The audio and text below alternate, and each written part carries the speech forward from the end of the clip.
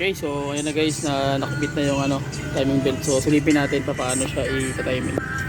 So ito siya, itong kanyang overhead camshaft. So may marking yan dito guys. So ayan malabo.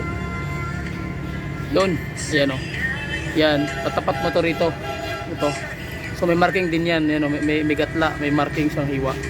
Tapos kung titingin ka naman sa ilalim, meron din dito. So baon yan ito. Okay. Ngayon, tawag yan na-release na rin natin yung pin yung, sa tensioner niya, na-release na natin. So sa ilalim naman ganun din, may din yan, may arrow din yan. Ayan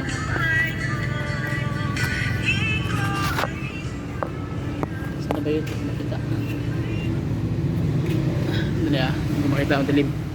Okay na guys, ayan. Ito may marking nyo, kita mo yung arrow. Yun, tapos tapat yan naman dun sa kabila. Ayan, nakita nyo. So yan yung marking niya, ayan tapat talaga, di ba?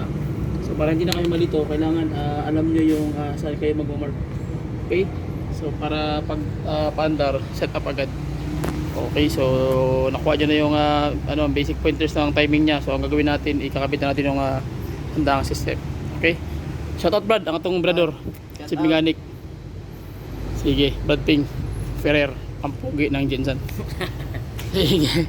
So ayan na guys, ikakabit na natin mga konting mga mechanism niya, tsaka yan, tapos okay na. May konti, papandali na natin. So break kami ang konti pag makabit namin yung mechanism, okay?